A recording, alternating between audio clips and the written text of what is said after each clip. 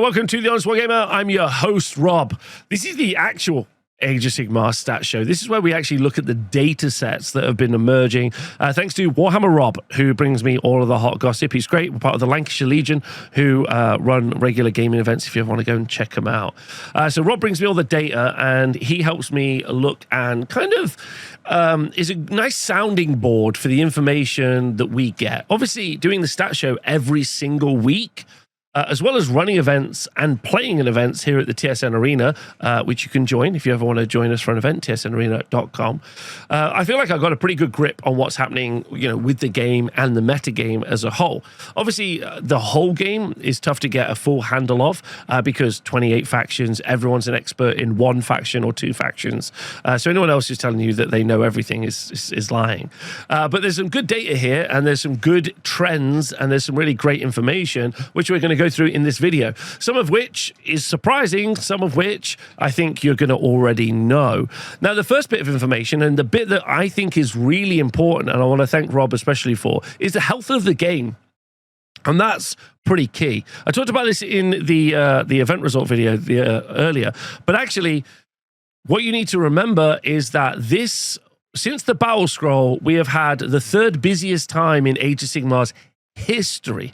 48 events have happened since the last Battlescroll, which is pretty cool. And the events that the data that we're going to be looking at is from the 27th of September to the 18th of October.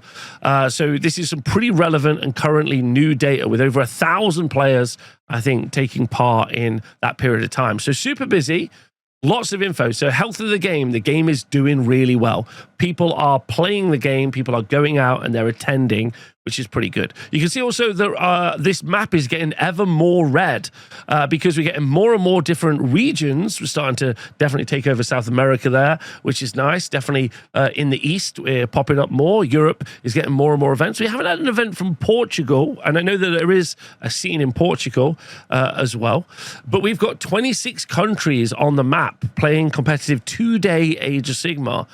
We record events from lots of different websites. The reason we bring this up is because some people use different websites for tracking their tournaments. And then over the course of, I think, this GHB, we've had 181 events. And then we've got 5,300 unique players this GHB. It's also worth pointing out as well, this is all, anything that's posted will be posted in the Honest Wargamer Discord, which you can access via our Patreon if you'd like to join us. So this GHB, we've got 12,000 games. So pretty amazing. Okay, so Age of Sigmar is more popular. This October, at least, it's risen in popularity.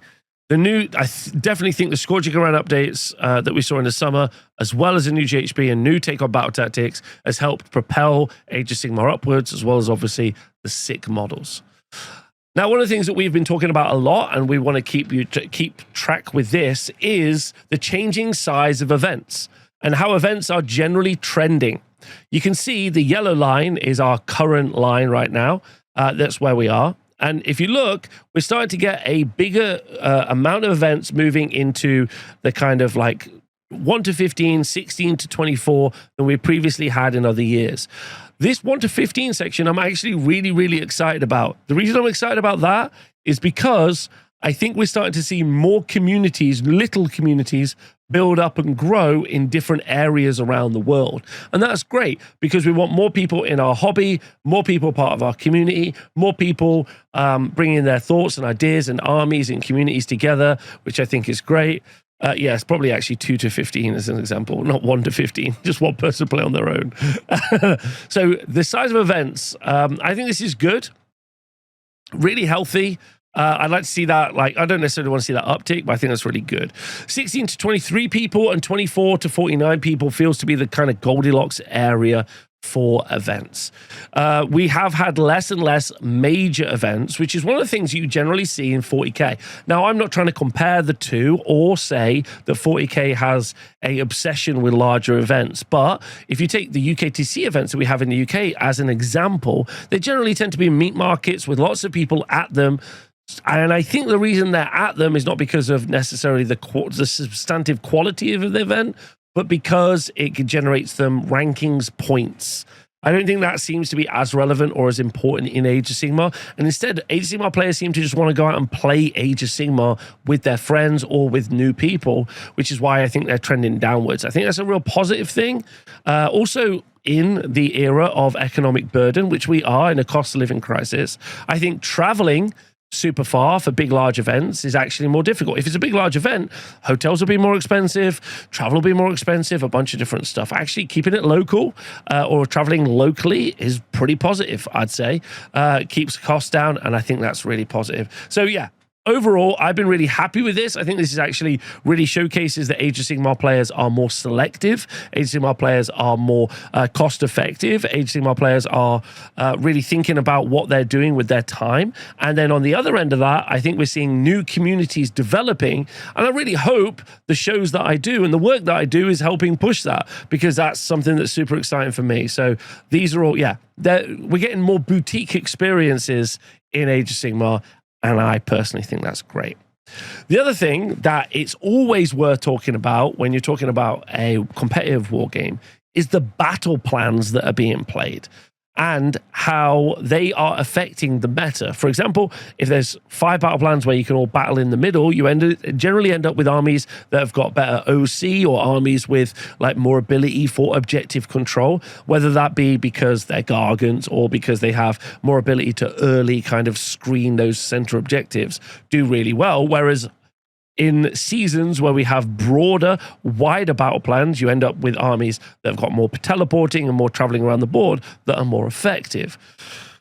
These missions in this GHB are a little odd in that, especially Noxious Nexus and Paths of the Fae, which both have got too much play in my opinion, at the bottom here, those two are pretty much unplayable. In other GHBs that we've had in the past, really, we've only had 4 or 5 missions that are even playable at all. So this is actually a pretty healthy spread. Going from cyclic shifts to Surge of Slaughter, there isn't that much of a disparity between these different battle plans. And really, there's only Grasp of Thorns, Lyre of Fruits, Noxious Nexus, and definitely Paths of the Fae, which are out. So 8 of 12 being viable is actually a really good place, and the designers at least should look at this and ask themselves what they're doing right this season versus what they're doing wrong in the other seasons. As to that, I think that there's enough of a difference in the primary that the primary isn't the identifying factor of this GHB. The identifying factor of this GHB, in my opinion, is the battle tactics. The battle tactics, some of which are just basically, you basically see no play. And then with updates to things like Scouting Force that we've seen recently, I think that everything tends to circle around the same 4 battle tactics, which means armies orientate themselves around the same 4 battle tactics as well. With that said, I think that's the identifying factor that really makes the meta be what it is. And I'd like to see in the Christmas updates, or I'd like to see a bunch of new battle tactics launched, give you some more options on how to play, because right now I don't think that they're good enough. But I think the battle plans are fine. Also, they changed the scoring in the GHB from last GHB to this GHB on how you score the primary, and primary effect is less important than it once was. You can basically get away with holding 2 objectives in almost every mission, and you're close to winning the game. So I think that's fine. Meta rep. Now, this is super important when we talk about the game as a whole, because what we're really looking for is we're looking for an army that has a high meta rep and also a high win rate. That ends up with being a problem army that we want to be conscious of. Also, worth pointing out as well, that a high meta representation doesn't necessarily mean these are the most popular factions. As an example, Gloomspite Gits, 5.6%. I got to feel that they are one of the most popular armies that people own. Everyone's got a Gits warband, or they might have thought about collecting Gits at some point. I think that's just, they're so popular. Whereas Slaanesh, because they're such a hard army to hobby, I don't think they get picked up anywhere near as much. Now, their meta representation at events, because it's biased. The data that you see at an event is, the data that you see from events is biased because people pick armies they think are going to do well. Now, that said, I think a lot of people play the armies that they like, but Age of Sigmar is a game that people play versus more of a narrative-led game that you might see from something like, I know, the Horus Heresy, as an example. So with that said, Stormcast Eternals being back on top is pretty surprising over the past, since the last GHB. I think this is pretty surprising because they did drop down. Skaven being up there. Now, Games Workshop are going to be super stoked about this, with the launch of Skaventide last summer. Seeing both those two factions at the top, they're going to be pretty pumped. We should also talk about the production meta. The production meta is where it takes you a certain amount of time from buying something to putting it on the table. Like a good example would be wear a Hellsmith of a Shut. Well, you've pretty much only just been able to pick up the models. So if you got to build them, you got to paint them. You won't really see the impact of Hellsmiths of a Shut till after Christmas at least. And even then, maybe even longer. This might just be people having put their Skaven army together a year later, truthfully, although I don't think that's the case. Skaven definitely are very good right now. They've got lots of ways to play. They are kind of in my, four musketeers of, perfect battle tomes. With being up there, being Skaven, Soulblight Gravelords, Cruel Boys, Cities of Sigmar. It can pretty much do anything in the game. Shooting, fighting. Maybe it's not cities on fighting. But anyway, get back to it. Stormcast Eternals back on top. Super popular, even if they are cringe. Slaves to Darkness also up there as well with Skaven in the mix. Fleshy Courts, Gloomspite Gits, Soulblight Gravelords, Sylvaneth have maintained such a healthy position in the meta. They have been constantly popular. They've constantly kind of floated around the 3-2-4-1 section, and no one's been mad about it.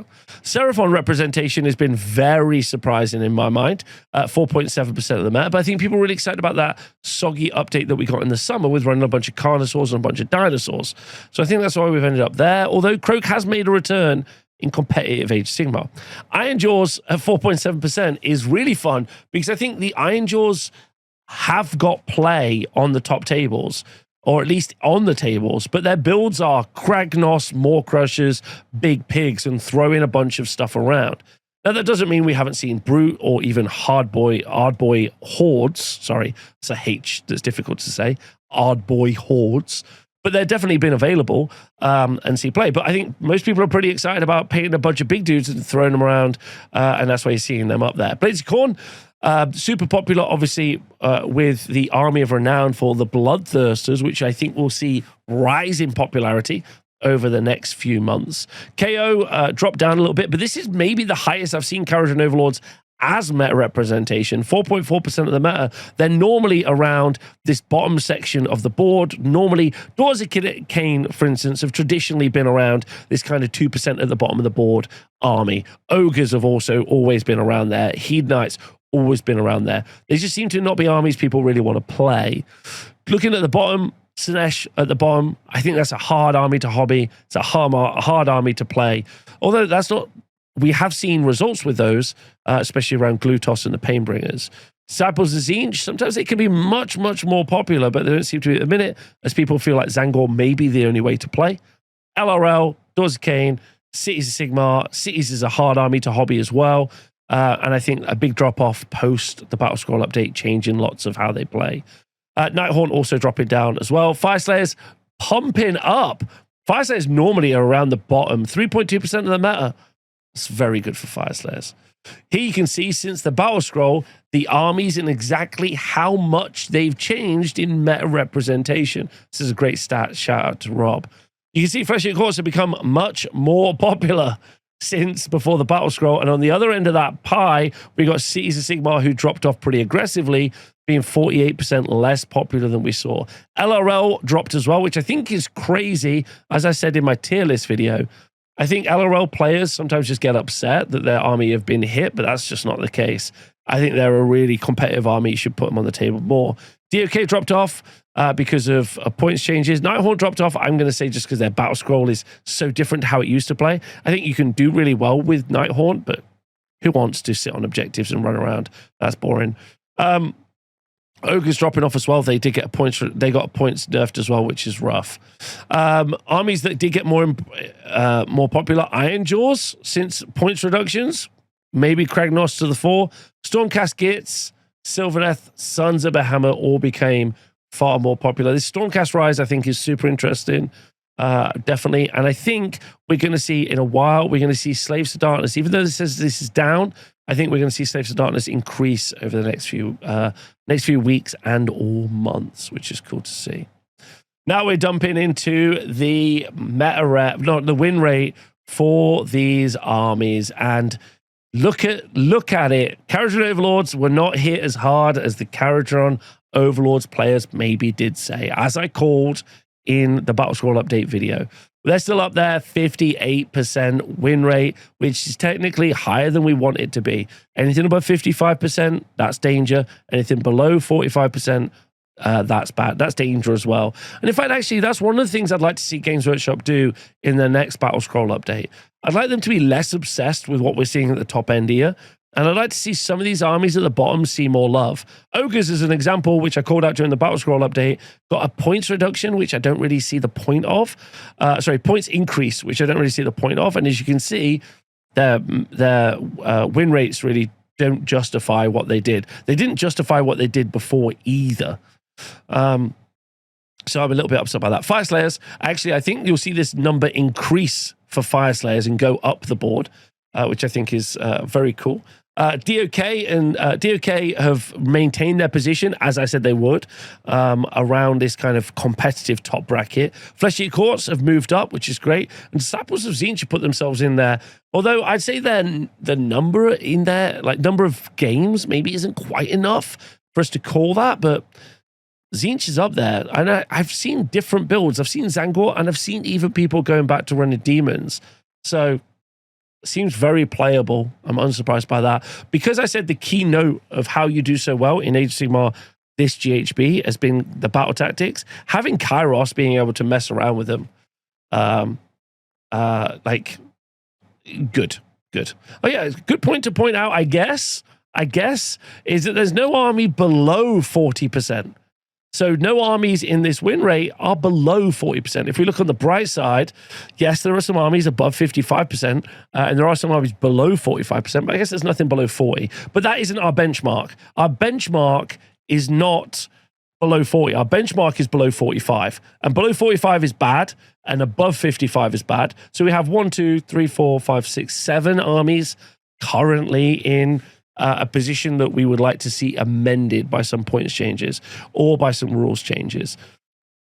I think Fire Slayers are actually going to go from strength to strength. They're maybe one of the strongest out there right now. KO still up there, but I feel justified in my tier list video now.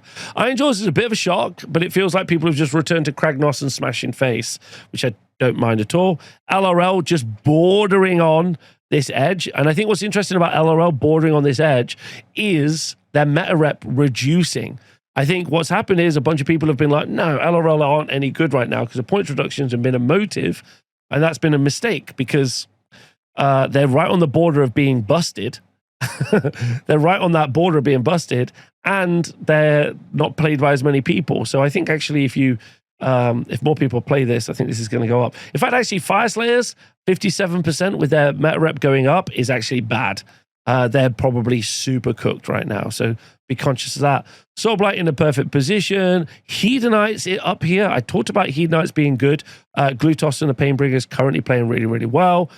Moving towards the bottom end, Gargants, Blades of Corn, Gloomspite Gits. Now, this Gits number, I expect to see increase.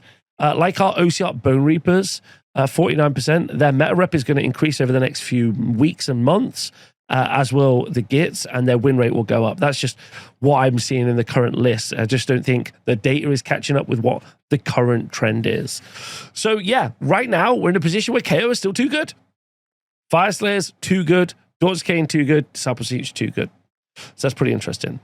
Now this stat, the positive win rate potential, is one that I talk about a lot. And this is really important because this really helps people who aren't overly bothered about 5-0s and podiums and winning events, but they want to take armies to events that aren't necessarily going to do terribly. This is how likely or how many times an army has had more wins than losses at an event. This is a PWRP, positive win rate potential.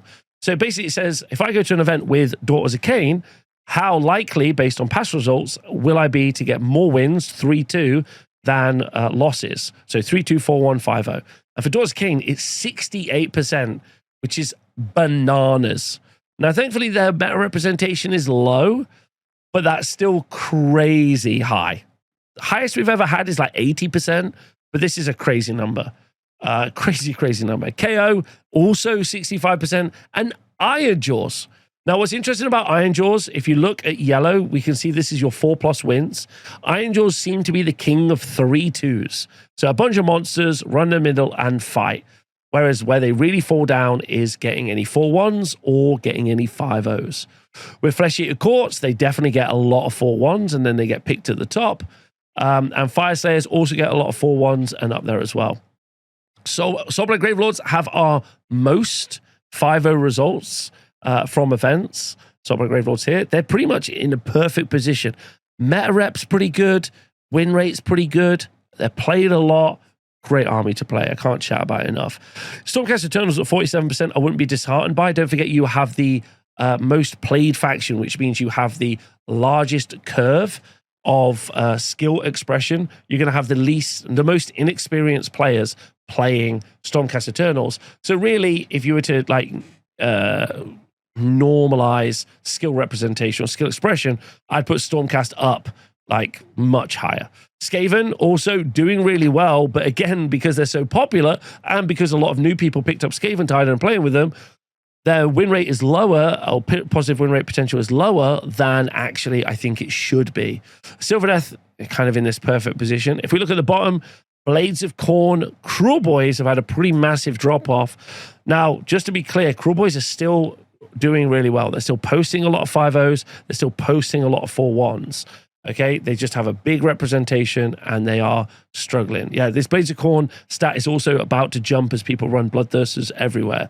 Git's stat is about to jump as well, in my opinion. So those are the positive win rate potentials, and I think Daughters of Cain definitely need addressing, as do KO, because those are egregious.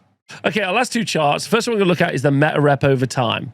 And you can see that some armies, like Disciples of Tzeentch, have maintained a pretty consistent kind of player base, whereas some armies like Flesh Eater Courts and Kharadron Overlords have had pretty big upticks, especially with books coming out, which makes a lot of sense, whereas some armies like Stormcast Eternals have kind of dropped off from their initial popularity at the start of the edition, and are seeing a slight resurgence now, which is also something you're seeing with Sylvaneth. So sorry to the Sylvaneth gang.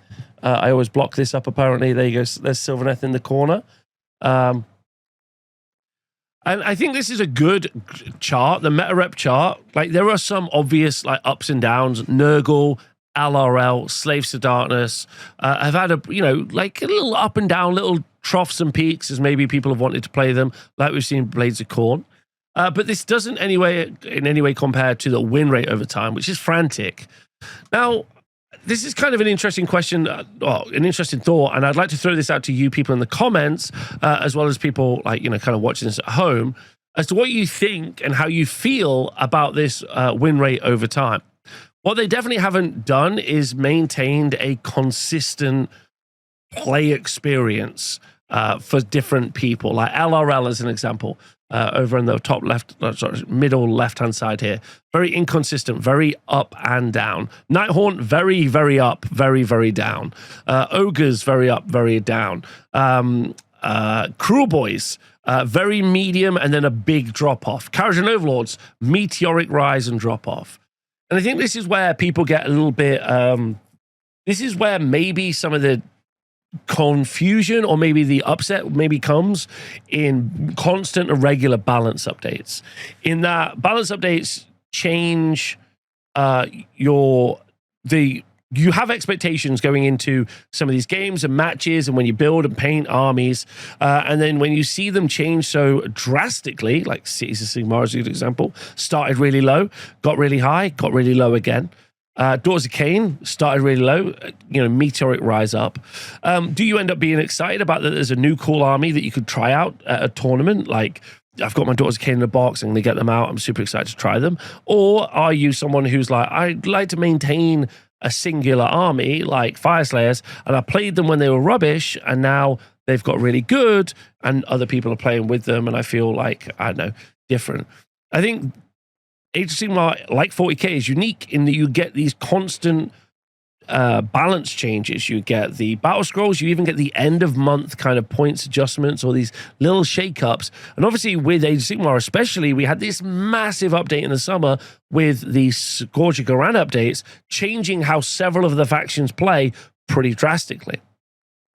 So this might be the consistent shape of what Age of Sigmar looks like with, you know, pretty frenetic and jumpy up and down win rates, which brings us into, quite craftily, the last the last chart, which obviously I didn't forget, which is the Battlescroll win rate change for this GHB and how much of a change some of those armies have gone through.